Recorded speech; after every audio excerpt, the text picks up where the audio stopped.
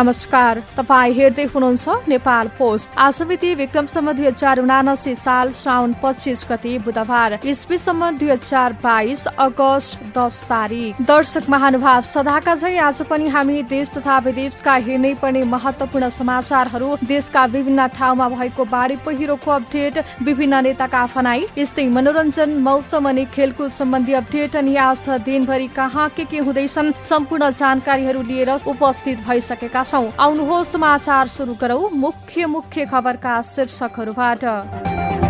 मनोहरा खोला वरपरका 80 घर टहरामा बाढी पस्यो, 100 घर प्रभावित। किनारका घर र पशु फार्म डोबानमा केही चौपाया पनि बगायो। पहिरोकै कारण रसुवाका ठाउँमा सडक अवरुद्ध। नागरिकतामा भएको अपमानजनक नाम सच्याउनका लागि निवेदन दर्ता। पोखराका युवा व्यवसायी एवं समाजसेवी शर्मा मृत भेटिए। आर्थिक मामलाका कारण थुप्रै विषय लेखिएको सुसाइड नोट पनि भेटियो। पोखरा क्षेत्रीय अन्तर्राष्ट्रिय विमानस्थल सञ्चालनका लागि मिति तय। जनवरी 1 अर्थात पुष 17 गतेदेखि जहाज चल्ने। पोखराका विभिन्न स्थानबाट 370 एम्पुल लागू औषध सहित 4 जना पक्राउ। संघीय संसदका प्रतिनिधि सभा र प्रदेश सभाको छुट्टा छुट्टै बैठक आज बुधबार बस्दै। मंसिर 3 गतेसम्म 18 वर्ष उमेर पुगेका मतदाताले चुनावमा भोट दिन पाउने। आज दिउँसो काठमाडौँ, पोखरा सहित गण्डकी र प्रदेशका केही ठाउँमा ठूलो वर्षाको अनुमान। 19 जिल्लाका साना नदी तथा खोलामा बाढीको जोखिम, सतर्कता अपनाउन आग्रह। बिहारमा आज गठबन्धन सरकार भन्ने नीतीश कुमारले मुख्यमन्त्रीको शपथ लिने सम्भावना। नेपालले केन्यासँग T20 र 1 दिवसीय अन्तर्राष्ट्रिय श्रृङ्खला खेल्ने। नेपाली राष्ट्रिय फुटबल टोलीका मुख्य प्रशिक्षक अलमुताइरीद्वारा आफू विरुद्ध गलत र झुटा समाचार फैलाइएको आरोप। अब समाचार विस्तारमा सुन्नुहोस्। भक्तपुरको मनोहरा खोला वरपुरका सुकुम्बासी बस्तीमा बाढी पसेको छ। टहरामा भएका घरियासी सामग्री बाढीले बगाएको छ। प्रहरीका अनुसार चाँगुनारायण नगरपालिका वडा नम्बर 1 दुवाकोट बेसीका 20 वटा घर टहरामा पानी पसेको छ। त्यहाँका नागरिकलाई सुरक्षित ठाउँमा उद्धार गरिएको छ। यस्तै मध्यपुर थिमी नगरपालिका वडा नम्बर 1 मा माटोको ढिस्को खोलामा खस्दा खोलाको धार परिवर्तन भई 60 घर टहरामा पानी पसेको छ। यस्तै मनोहरा खोला नजिक रहेका केही बङ्गुर तथा कुखुरा फार्ममा बाढीको असर परेको छ। जिल्ला प्रहरी परिसर भक्तपुरका प्रहरी नायब उपरीक्षक डीएसपी राजु पाण्डेका अनुसार चाँगुनारायण नगरपालिका 4 मा रहेको हरिराईको बङ्गुर फार्मबाट 4 वटा बङ्गुर बगाएको छ। मध्यपुर थिमी 2 मा रहेको अमर लामाको फार्ममा रहेका पशु पंक्षीलाई पनि सुरक्षित ठाउँमा सारिएको छ। गैराती ठूलो वर्षासँगै आएको बाढी सुकुम्बासी बस्तीमा पसेको हो। यस्तै काठमाडौँ उपत्यकामा गैराती परेको वर्षा र बाढीको पहिरोले प्रभाग काँडाघारीको भवन डुबानमा परेको छ। यस्तै काठमाडौँ उपत्यकामा गैराती परेको वर्षा र बाढीले प्रहरी प्रभाग काँडाघारीको भवन डोबानमा परेको छ। बाढीले कार्यालयमा सामान समेत बगाएको छ। कार्यालय भवनको 1 तल्लाको तल पुरै भाग डुबाएको र मेसमा रहेका खाद्यान्न, फर्निचर लगायतका सामान बगाएको प्रहरीले जारी गरेको बुलेटिनमा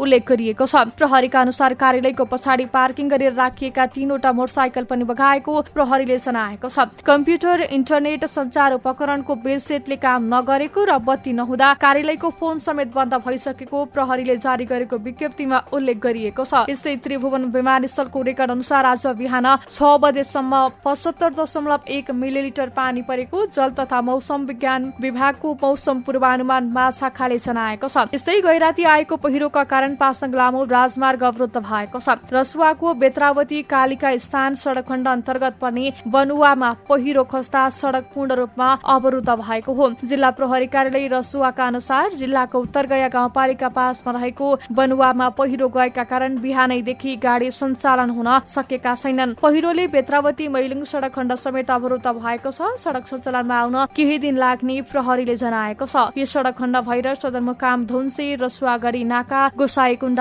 लाङटाङ लगायतका ठाउँमा पुग्न सकिन्छ।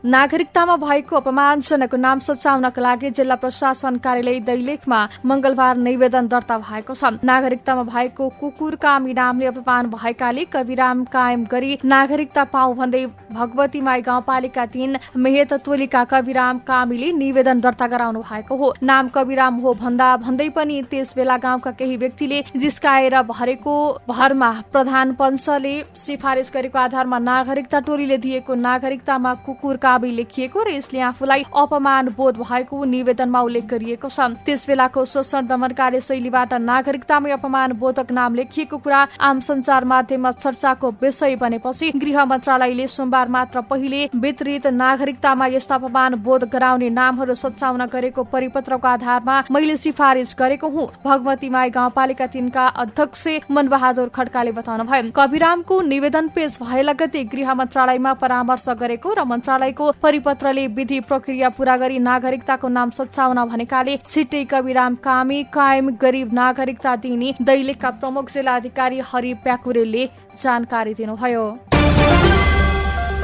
सरकारले पोखरा क्षेत्रीय अन्तर्राष्ट्रिय विमानस्थल आगामी जनवरी 1 अर्थात पौष 17 गते सञ्चालनमा ल्याउने भएको छ। नेपाल नागरिक उड्डयन प्राधिकरणको आइतबार बसेको सञ्चालक समितिको बैठकले पोखरा अन्तर्राष्ट्रिय विमानस्थललाई सन् 2023 जनवरी 1 देखि सञ्चालनमा ल्याउने निर्णय गरेको प्राधिकरणका प्रवक्ता जगन्नाथ निरौलाले जानकारी दिनुभयो। निरौलाका अनुसार उक्त विमानस्थलमा आगामी अक्टोबरमा क्यालिब्रेसन फ्लाइट हुनेछ। यो विमानस्थल सञ्चालनमा आएसँगै नेपालमा अन्तर्राष्ट्रिय विमानस्थलको संख्या 3 पुग्नेछ। नेपालमा गत आर्थिक वर्षमा मात्र गौतम बुद्ध अन्तर्राष्ट्रिय विमानस्थल सञ्चालनमा आएको हो। झण्डै 22 अर्ब रुपियाँ लागतमा निर्माण भएको उक्त विमानस्थलको 98% भौतिक प्रगति सम्पन्न भएको छ। चिनिया कम्पनीसँग भएको ठिक्का सम्झौता अनुसार सबै काम अन्तिम चरणमा रहे पनि नेपाल सरकारको जिम्मामा रहेका सञ्चालन पूर्व गर्नुपर्ने काम अझै बाँकी छन्। पोखरा विमानस्थल गत चैत 12 गते चीनका विदेश मन्त्री याङ यीको नेपाल भ्रमणका अवसरमा नेपाललाई हस्तान्तरण गरिएको थियो।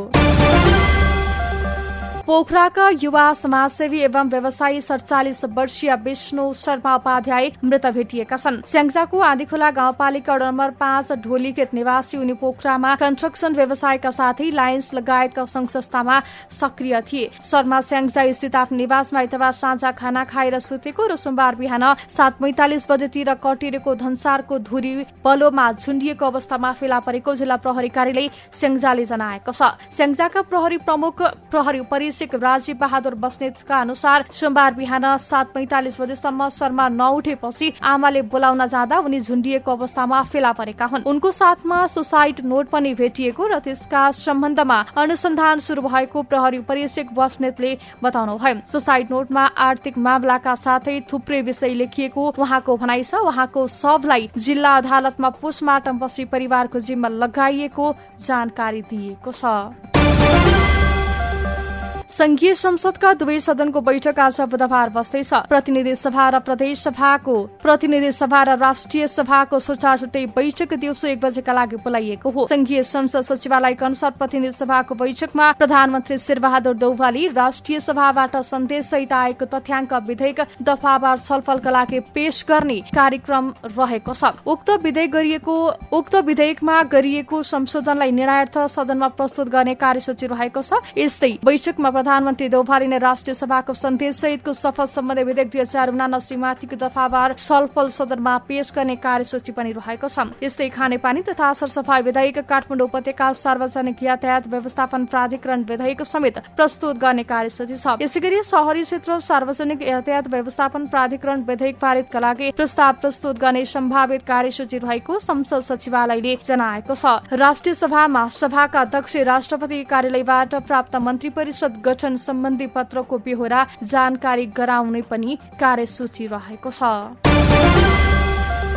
मंगिर 3 गतेबाट 18 वर्ष उमेर पुगेकाले मंगिर 4 गते हुने प्रतिनिधि सभा र प्रदेश सभा चुनावमा मतदान गर्न पाउने भएका छन्। तर त्यसका लागि फोटो सहितको मतदाता नामावलीमा भने नाम भएको हुनुपर्ने निर्वाचन आयोगले जनाएको छ। गएको श्रावण 19 गतेसम्म फोटो सहितको मतदाता नामावलीमा नाम समावेश भएकाले मात्र मतदान गर्न पाउनेछन्। आयोगले चुनावका लागि गएको 20 गतेदेखि नयाँ मतदाताको नामावली संकलनको काम स्थगित गरेको छ। आयोगका प्रवक्ता शालिग्राम शर्मा पौड्यालका अनुसार चुनावको मिति घोषणा भएको दिन अर्थात गएको 19 गतेसम्म संकलन भएको र मतदान हुने मिति भन्दा अघिल्लो दिन मंगिर 3 गतेसम्म 18 वर्ष पुग्ने व्यक्तिहरूको मतदाता नामावलीलाई अत्यावधिक गर्ने तथा दावी विरुद्धको प्रक्रिया शुरू भएको छ। आउँदो भदौ 12 गतेदेखि 19 गतेसम्म निर्वाचन कार्यालयमा मतदाता नामावली अत्यावधिकको काम हुनेछ। यो अवधिमा नामावलीमा भएको त्रुटि सच्याउने, कसैले झुटो विवरण दिई नामावलीमा नाम समावेश गरेको भएको विरोधमा उजुरी दिने, दोहोरो नामावली र एकाघर परिवारका सदस्यको ज्यान भएको भए हटाउन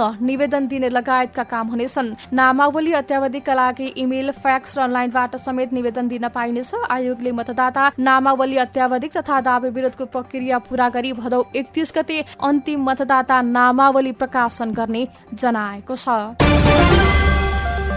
चीन भ्रमणमा रहेका परराष्ट्र मन्त्री नारायण खड्काको नेपाली टोली र चिनिया प्रतिनिधि बीच आज छलफल हुने भएको छ। यसअघि सम्झौता भएका भौतिक परियोजनालाई अघि बढाउने विषयमा छलफल हुने परराष्ट्र मन्त्रालयले जनाएको छ। काठमाडौँ चक्रपथको दोस्रो खण्ड विस्तार, टोखा छहरे सुरुङ मार्ग र काठमाडौँ केरुङ रेल मार्गको विषयमा चीनसँग छलफल गर्ने तयारी छ। यसअघि सहमति भएको सीमा व्यवस्थापन, आवश्यक कानूनी सहायता, सन्धि, सगरमाथा संरक्षण सम्बन्धी सहकारी, प्रकोप व्यवस्थापन र आपतकालीन उद्धारमा सहकारी लगायतका विषयमा पनि चीनसँग छलफल हुने परराष्ट्र मन्त्रालयले जनाएको छ। यस्तै व्यापार सम्बन्धी संयुक्त कार्य समूह, बीमा सुरक्षामा उपकरण सम्बन्धी सहकारीका विषयमा पनि छलफल हुनेछ। चिनिया स्टेट काउन्सिलर वाङ यीको निमन्त्रणामा परराष्ट्र मन्त्री खड्का 11 सदस्यीय नेपाली टोलीको नेतृत्व गर्दै हिजो चीनको साङदोङ प्रान्तको सङदाओ शहर पुग्नु भएको हो। टोलीमा परराष्ट्र सचिव भरतराज पौड्याल सहित भौतिक पूर्वाधार तथा यातायात मन्त्रालय, उद्योग वाणिज्य तथा आपूर्ति मन्त्रालयका सचिव, गृह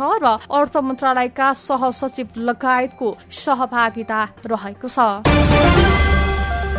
प्रधानमन्त्री शेरबहादुर देउवासँग नेपाल समाजवादी पार्टीका अध्यक्ष डाक्टर बाबुराम भट्टराई सहितका नेताहरूले भेटवार्ता गर्नु भएको छ। प्रधानमन्त्री निवास बालुवाटारमा मंगलबार साँझ भएको भेटमा सत्ता गठबन्धन, आगामी निर्वाचनमा चुनावी तालमेल, समसामयिक राजनीतिक विषयमा छलफल भएको समाजवादी पार्टीका केन्द्रीय सदस्य विश्वदीप पौड्यालले जानकारी दिनुभयो। भेटमा प्रधानमन्त्री देउवाले सो पार्टीलाई गठबन्धनमा सामेल गर्ने सम्बन्धमा आफू सकारात्मक रहेको र यस सम्बन्धमा गठबन्धनका अन्य घटकसँग पनि छलफल र सल्लाह गर्ने बताउनु भएको केन्द्रीय सदस्य पाण्डेले बताउनु भयो। समाजवादी पार्टीका अध्यक्ष भट्टराईले सत्ता गठबन्धन बनाउन आफूहरूले पनि महत्वपूर्ण भूमिका रहेको उल्लेख गर्दै सहकारीका लागि इच्छुक रहेको बताउनु भएको थियो। भेटमा समाजवादी पार्टीका अर्का अध्यक्ष महेन्द्र यादव पनि सहभागी हुनुहुन्थ्यो।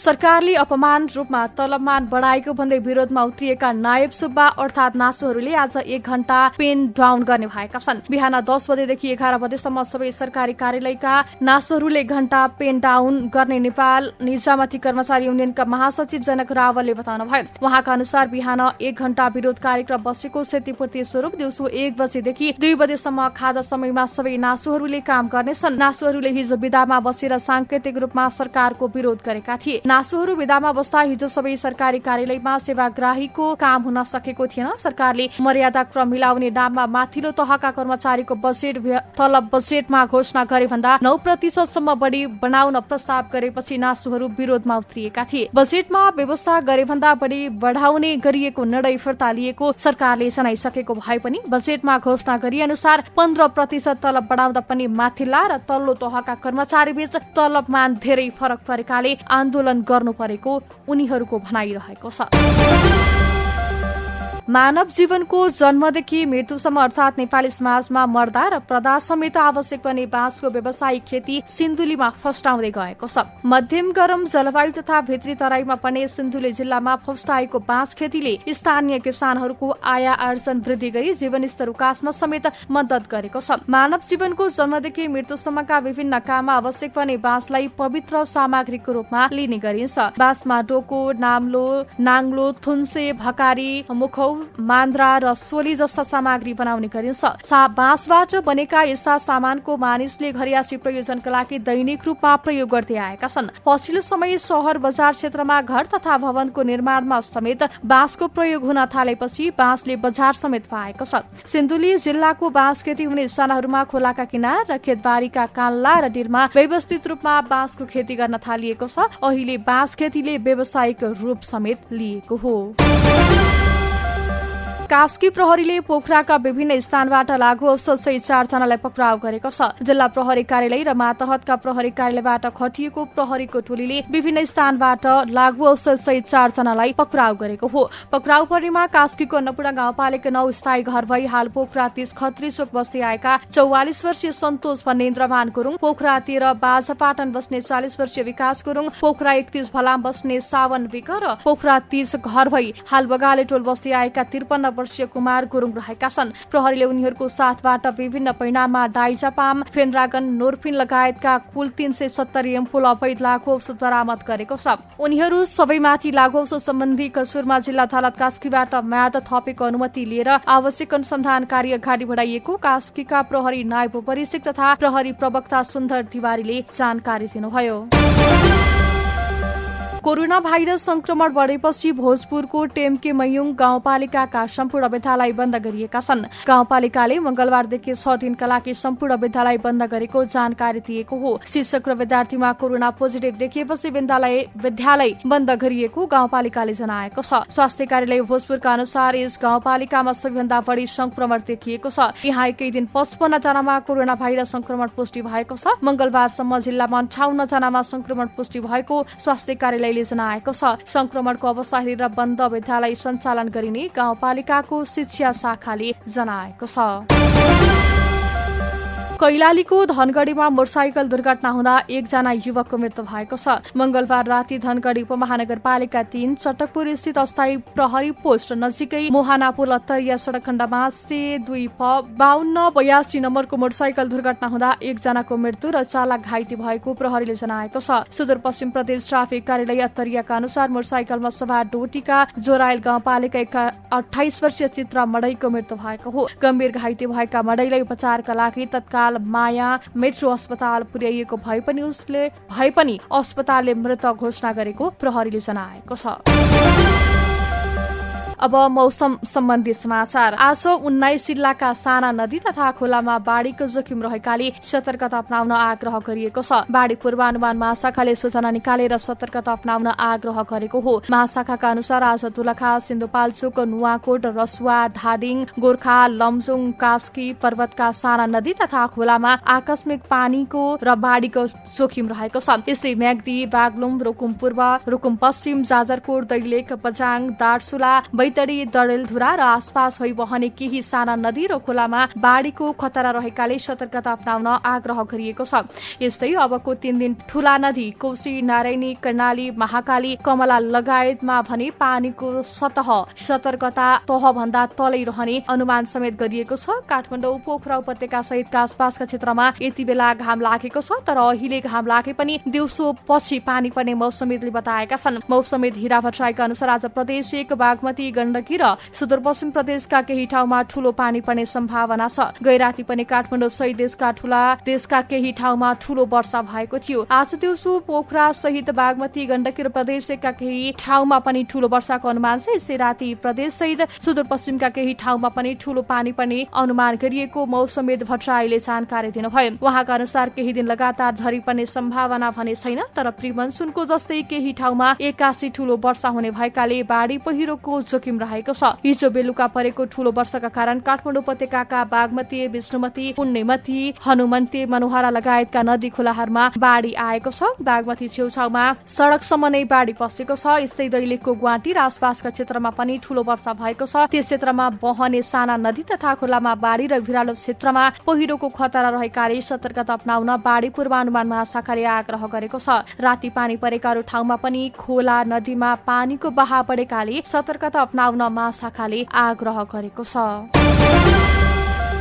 अब अन्तर्राष्ट्रिय प्रसंग। भारतीय जनता पार्टीसँगको सत्ता साझेदारी त्यागेर मुख्यमन्त्रीबाट राजीनामा दिएका जनता दल युनाइटेडका नेता नीतीश कुमारले 7 दलको समर्थनमा बिहारमा अर्को सरकार बनाउने दावी पेश गरेका छन्। आफूलाई समर्थन प्राप्त 7 दलको महागठबन्धनमा स्वतन्त्र सहित 164 जना विधायक रहेका भन्दै उनले राज्यपाल समक्ष मुख्यमन्त्रीको दावी प्रस्तुत गरेको भारतीय सञ्चार माध्यमले जनाएका छन्। भारतीय सञ्चार माध्यमका अनुसार आजै नीतीश कुमारले मुख्यमन्त्री पदको शपथ लिने सम्भावना समेत रहेको छ। हिजो उनले जनता दल युनाइटेडका नेता तथा विधायकहरूसँगको बैठकपछि भारतीय जनता पार्टीसँगको समझदारी अन्त्य गरेका थिए। भारतीय जनता पार्टीले भने गठबन्धन तोड्दै नीतीश कुमारले दिएको राजीनामामा बिहारका नागरिक र पार्टी बीच धोका भएको प्रतिक्रिया दिएको छ। र अन्त्यमा खेल समाचार। नेपाली राष्ट्रिय क्रिकेट टिमले केन्यासँग टी20 र 1 दिवसीय अन्तर्राष्ट्रिय श्रृङ्खला खेल्ने भएको छ। नेपालले केन्यासँग 5 खेलको टी20 र 3 खेलको 1 दिवसीय श्रृङ्खला खेल्ने नेपाल क्रिकेट संज्ञानले जनाएको छ। पहिलो टी20 अगस्त 25 तारिकमा हुनेछ। यस्तै अन्तिम टी20 अगस्त 30 तारिकमा हुनेछ। पहिलो 1 दिवसीय सेप्टेम्बर 2, दोस्रो 1 दिवसीय सेप्टेम्बर 3 र अन्तिम 1 दिवसीय सेप्टेम्बर 5 तारिकमा हुनेछ। खेल केन्याममा हुनेछ। क्यानले हिजो केन्यामसँग खेल्न सन्दीप लामिछानेको कप्तानीमा 16 सदस्यीय टिमको घोषणा गरेको छ। टिममा पूर्व कप्तान ज्ञानेन्द्र मल्लले पुनरागमन गरेका छन् भने विनोद भण्डारी र कुशल भोटेल टिममा हटाइनन्। यस्तै अर्जुन साउद पहिलो पटक टिममा परेका छन्। नेपाली टोली नवनियुक्त मुख्य प्रशिक्षक मनोज प्रभाकरको नेतृत्वमा केन्या भ्रमणमा जाने जनाइएको छ। यस्तै नेपाली राष्ट्रिय फुटबल टोलीका मुख्य प्रशिक्षक अब्दुल्लाह अल मुताइरीले आफू विरुद्ध गलत प्रचार भइरहेको र सम्झौता भएसम्म आफू नेपालको प्रशिक्षक रहने जनाएका छन्। उनले सम्झौता पालना नभई फिफा र एएफसीमा जाने बताएका छन्। हिजो विज्ञप्ति निकालेर उनले आफू विरुद्ध झुटा समाचार फैलाएको आरोप लगाएका हुन्। उनले नेपालको बलियो राष्ट्रिय टोली निर्माणका लागि पूर्ण प्रयास गरेको पनि दावी गरेका छन्। अल मुताइरी राष्ट्रिय टोलीका 10 खेलाडी बीचको विवादबारे छानबिन गर्न गठित समितिले तयार पारेको रिपोर्ट अनुसार इन्फाले उनलाई स्पष्टीकरण गर्दै पत्र लेखेको थियो। तर छुट्टीमा रहेका अल मुताइरीले इन्फाले पठाएको पत्रको जवाब नदिएको भन्ने समाचारहरू प्रकाशित भएको थियो। प्रशिक्षक अल मुताइरीले इन्फाले स्पष्टीकरण सोधेको पत्र आफूले आज मात्र प्राप्त गरेको र वकिलसँग सल्लाह गरेर जवाब दिने उल्लेख गरेका छन्। दर्शक महानुभाव, आजका महत्वपूर्ण समाचारहरू यति नै। हामीले प्रस्तुत गरेका समाचारप्रति तपाईँको धारणा के छ? तपाईँ हामीलाई कुन ठाउँबाट हेर्दै हुनुहुन्छ? कस्तो लाग्दैछ? हामीप्रति कुनै प्रतिक्रिया छन् भने कृपया आफ्नो धारणा तलको कमेन्ट बक्समा लेख्न नबिर्सिनुहोला। साथै हाम्रो च्यानल पहिलोचोटि हेर्दै हुनुहुन्छ भने लाइक, कमेन्ट, सब्स्क्राइब अनि नजिकै रहेको बेल आइकन क्लिक गर्न पनि नबिर्सिनुहोला। हवस् त, यस्तै ताजा समाचारहरू सुन्न अनि हेर्नका लागि नेपाल पोस्ट हेर्दै गर्नुहोला। नमस्कार।